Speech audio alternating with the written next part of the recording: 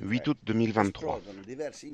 Plusieurs incendies ont éclaté sur l'île de Maui, à Hawaï.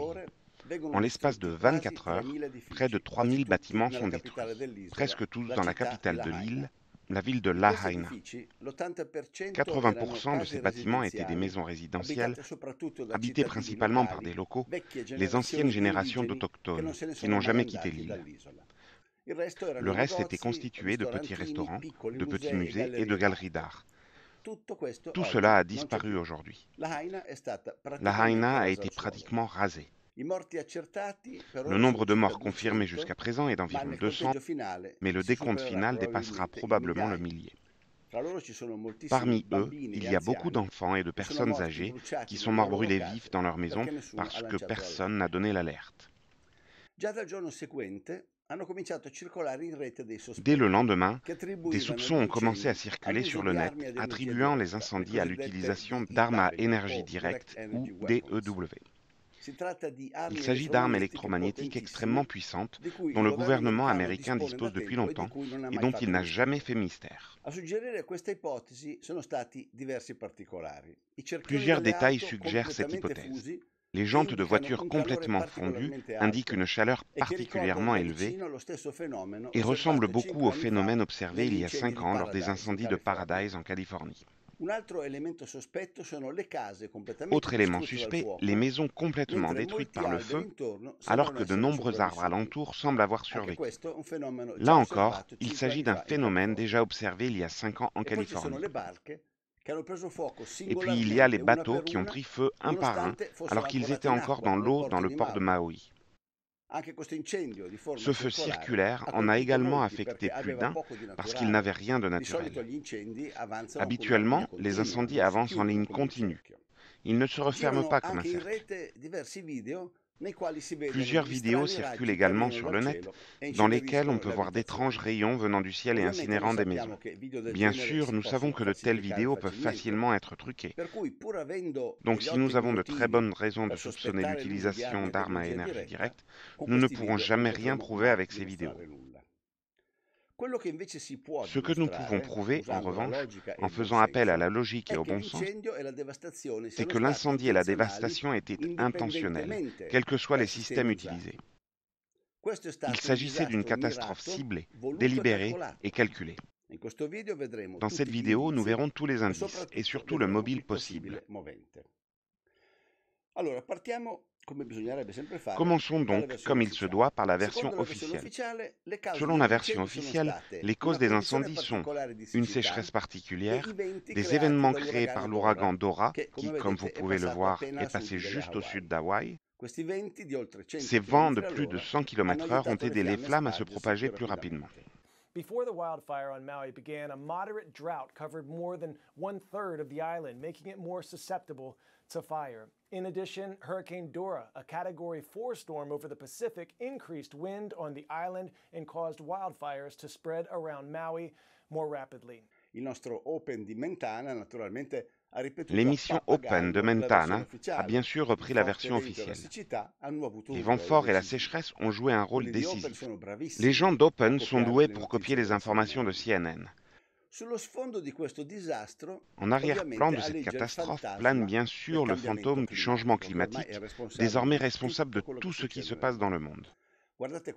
Le gouverneur d'Hawaï, George Green, affirme que c'est le réchauffement climatique, bien réel, qui a créé les conditions propices aux incendies meurtriers. La majorité des gens ont donc digéré la version officielle sans problème. Ils ont dit « le changement climatique, regardez les catastrophes qu'il provoque ». C'est logique dans leur tête si l'on dit les choses comme ça. Mais ceux qui ont examiné les faits plus attentivement se sont rendus compte qu'il y a beaucoup de choses qui ne collent pas. Tout d'abord, plusieurs heures avant le déclenchement des incendies, tous les éléments étaient réunis pour lancer une alerte rouge, mais elle n'a pas été lancée. Le matin, le vent était si fort que les écoles ont décidé d'annuler les cours.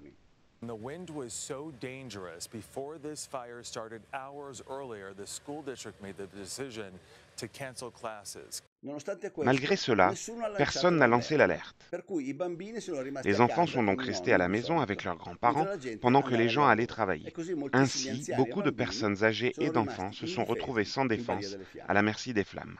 Ensuite, lorsque les premiers incendies se sont déclarés, personne n'a pensé à faire retentir les sirènes d'alarme sur l'île. When the fires began, emergency sirens that were created to warn people to seek shelter and evacuate from the flames, well, they didn't sound. The state is now going to launch a formal review to try to figure out why the emergency sirens were not activated, especially because they were created for these types of circumstances.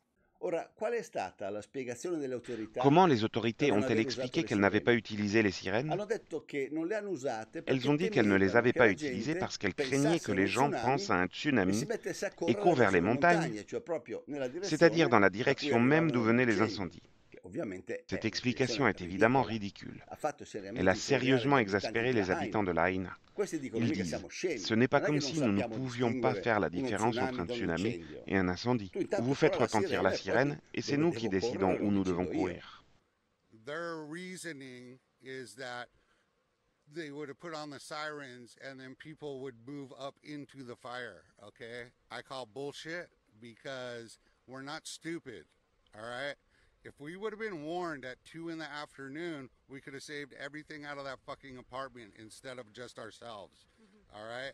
And there wouldn't be all the death and the people jumping into the fucking ocean on fire, all right? Explication ridicule donc. Mais attention, il y a une règle à toujours garder à l'esprit.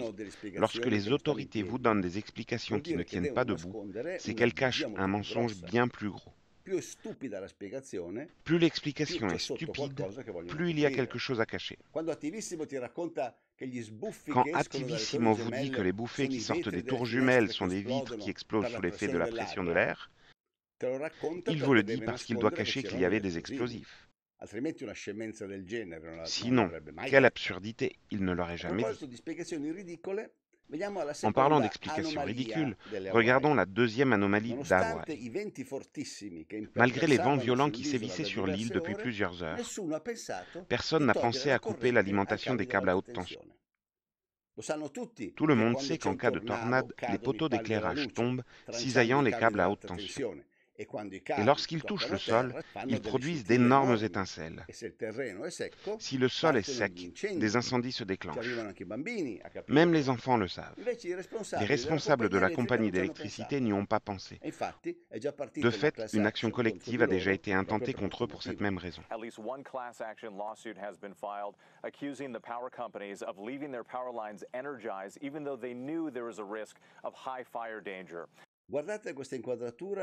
Regardez cette image d'une caméra de surveillance d'une maison dans les montagnes. Vous pouvez clairement voir l'embrasement soudain derrière la forêt, puis le feu qui commence à prendre de l'ampleur. Dans cette autre vidéo, un citoyen avertit les autres qu'une ligne à haute tension active touche le sol. Hawaii officials did not shut down the power. Soon, the fire sparked, then exploded, the flames spreading a mile a minute, all while warning signs sat silent. Quelle a été l'explication des autorités dans ce cas? Attendez, parce que c'est très fort. Ils n'ont pas coupé le courant parce qu'ils ne voulaient pas que les personnes âgées qui utilisent des machines de soutien soient privées d'électricité. These programs, particularly for elder or other vulnerable people who have specialized medical equipment, this can be a very high risk for them. Donc en fait, pour éviter que les personnes âgées ne soient privées d'électricité, ils ont préféré les laisser brûler vives dans leur propre maison. Sans compter que, normalement, les personnes qui disposent d'un appareil d'assistance médicale à leur domicile ont également un petit générateur de secours qui sert précisément en cas de coupure de courant. Encore une fois, l'explication est ridicule. Allégation manifeste. Troisième anomalie, nous continuons à les appeler ainsi, qui s'est produite pendant les incendies. Dès que les pompiers ont essayé d'intervenir pour éteindre les premiers foyers, il n'y avait plus d'eau. Les bouches d'incendie n'avaient plus d'eau. This is what's incredible. Everybody that we have spoken with and everybody we have heard from has the same story. They never were evacuated. They never received text alerts. The sirens never went off. And we're even hearing as firefighters finally arrived to the scene, the water in the fire hydrants was not working. C'est une femme pompier qui raconte comment ils ont dû abandonner les maisons en feu par manque d'eau. It was like I felt the supply line and I was like, it's limp. And we're like, we gotta go. And just leaving a house to burn because we don't have enough water is like something I've never experienced before. Même les citoyens ordinaires qui ont tenté de contenir les incendies à l'aide de pompes à eau ont dû abandonner et ont fini par perdre leur maison. We were fighting, we felt like we were winning. We were keeping it at bay, keeping it off of the properties. The water shut off. Even the firemen that were patrolling couldn't refill their trucks. The fire just grew. The sparks started blowing over and it just beat us in the end. I don't know, you're standing there with a hose and there's nothing coming out and you see the fire coming over and you see parts of your house starting to burn. All we could think of was, we have no water, we can't do anything. Jump in our cars and skedaddle, get out of town. And then come back in the morning and see the place all burnt down.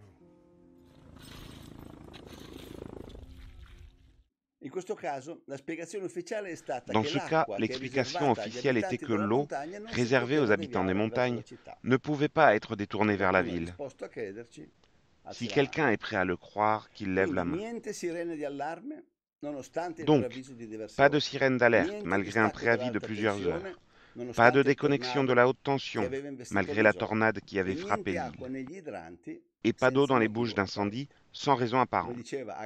Comme le disait Agatha Christie, un indice est un indice. Deux indices sont une coïncidence. Mais trois indices font une preuve. Quelqu'un a voulu cette dévastation. Voyons maintenant s'il existe un motif valable pour déclencher une telle catastrophe. Il y a un motif valable, et comment? Mais il faut faire un petit retour en arrière dans l'histoire hawaïenne pour le comprendre. L'île de Maui n'est pas seulement l'une des nombreuses îles d'Hawaï, elle en était l'ancienne capitale. Au XIXe siècle, Hawaï était un royaume indépendant, formé par les descendants de navigateurs venus de Polynésie. C'était un royaume pacifique, avec une reine. Ils avaient leurs propres coutumes et traditions. Ils commerçaient avec tout le monde et avaient même une monnaie. Mais un tel archipel situé au centre du Pacifique ne pouvait que séduire les Américains. C'est ainsi qu'en 1893, un groupe de colons américains organisa un coup d'État sur Maui, déposa la reine et proclama Hawaï république indépendante. Par la suite, ceux qui avaient fait le coup d'État ont généreusement offert leurs terres aux États-Unis. Dans un premier temps, les États-Unis ont dit « Non, nous ne pouvons pas en profiter ». Mais comme les colons ont insisté, ils ont fini par accepter l'offre. Quand on dit « S'il vous plaît », on ne peut pas répondre non tout le temps. C'est ainsi que, 5 ans plus tard, Hawaï est devenu officiellement un territoire américain, grâce à un don spontané de terre par les Blancs qui avaient pris le pouvoir. Puis, en 1959, Hawaï devient officiellement le 50e État de l'Union. Mais les habitants, surtout ceux de Maui, ne s'en sont jamais remis. La propagande américaine présente Hawaï comme un paradis terrestre où l'on va surfer et où les belles filles vous accueillent en dansant avec des couronnes de fleurs.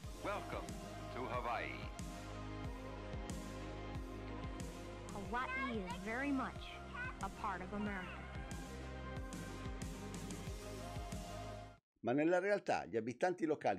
Mais en réalité, les habitants détestent les Américains et continuent de protester contre ce qui a été, à toutes fins utiles, un vol légalisé de leurs terres. Pensez donc, les indigènes de Maui étaient si hostiles aux envahisseurs américains que ces derniers ont dû déplacer la capitale à Honolulu, car à Maui, personne ne voulait d'eux. D'où le fait que Maui n'est pas une île comme les autres, mais elle est le véritable foyer de la tradition ancestrale des habitants. Ces derniers n'ont bien sûr jamais voulu vendre leurs terres et leurs maisons aux Américains. C'est pourquoi Honolulu est une ville pleine de gratte-ciel qui ressemble à Miami, alors que Maui est restée une belle ville de style colonial à taille humaine. Imaginez maintenant les grands investisseurs en construction, les grands fonds d'investissement qui se réjouissent de cette terre au potentiel économique immense, et les habitants qui refusent obstinément de vendre. Eh bien, maintenant que le malheur est arrivé, les habitants reçoivent déjà des offres misérables pour leur prendre leur précieux terrain, au centième de sa valeur d'origine, bien sûr. Victims have been detailing their struggles on social media, and some now report receiving calls from real estate developers looking to buy out their properties. But that's always a concern in catastrophes like these, that somebody might want to come and take advantage of those in a vulnerable situation. Pour les rares qui ont réussi à sauver leur maison, les avis d'expulsion sont en cours, sous prétexte que les maisons restées debout ne sont pas sûres et qu'il faut tout démolir. So these are the last people on this island in this little area that have a home still, and they're kicking them out of it. And they're evicting them. They have 45 days. Voici le document. Il y a écrit « Avis d'expulsion », le nom du locataire expulsé, 45 jours pour quitter la maison et la date, 15 août. Ainsi, 6 jours après les incendies, alors que l'on cherchait encore les morts sous les cendres, les avis d'expulsion étaient déjà prêts pour ceux qui avaient sauvé leur maison. Mais cela ne suffit pas, car Maui n'attire pas seulement les grands fonds d'investissement en tant que terrain résidentiel. Maui a été désignée comme l'une des villes expérimentales du futur. Il s'agit des Smart Cities. Les villes intelligentes sont les fameuses villes de 15 minutes, toutes automatisées, toutes alimentées par des énergies renouvelables, toutes contrôlées par un système centralisé. En 2013, un projet commun avec l'entreprise japonaise Hitachi, appelé Jumpstart Maui, a été annoncé. Voici leur vidéo promotionnelle. No matter where you go around the world, reducing our impact on the environment and decreasing our dependence on fossil fuels is on everyone's mind. But how do you do it in a way that's going to benefit the most people? That was the question Hitachi asked before initiating the Jump Smart Maui project. This initiative demonstrates how electric vehicles, smart grids, and renewable energy like wind and sun can benefit Maui's residents, and it underlines the positive impact that Hitachi is making on the environment. It's our future. En 2018, le Forum économique mondial de Klaus Schwab nous a informé qu'Hawaï prévoyait de devenir le premier État américain à fonctionner entièrement à l'énergie propre. Toujours dans la série des coïncidences, il y a tout juste 2 mois, le gouverneur d'Hawaï, George Green, nomen omen, s'est rendu aux Nations Unies pour présenter fièrement le nouveau projet vert. Governor Josh Green touted Hawaii's sustainability accomplishments at the United Nations Economic and Social Council in New York City. We tried to lead on energy and climate. We were the first state to mandate 100% renewable energy for electricity. Le projet Maui prévoit, entre autres, un réseau entièrement centralisé pour desservir la flotte composée uniquement de véhicules électriques.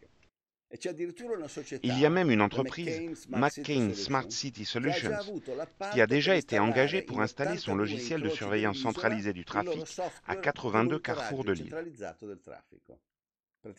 Bref, un projet galactique qui promet une manne d'1 milliard de dollars à ceux qui investissent au nom du vert. Mais il y avait un petit problème. La population autochtone de Maui ne voulait pas entendre parler de la vente de ses maisons et de ses terres au vautour des grandes entreprises. Il a donc suffi d'attendre un cyclone tropical, d'oublier de tirer la sonnette d'alarme, de couper l'alimentation des câbles à haute tension et de rendre les bouches d'eau inutilisables au bon moment pour résoudre le problème. En l'espace de 24 heures, ce qui était autrefois une charmante ville pleine de vie, de culture et de tradition est devenu un terrain vague et défriché sur lequel on peut construire ce que l'on veut, comme on veut. La cerise sur le gâteau est le message dégoûtant, malhonnête et hypocrite que Joe Biden a adressé au peuple hawaïen. The people of Hawaii, the entire nation is with you as you recover, rebuild and grieve. You know, as you seek to heal from the loss of family and friends, homes and businesses, and the native Hawaiian history gone forever. But we'll be with you for as long as it takes, I promise you.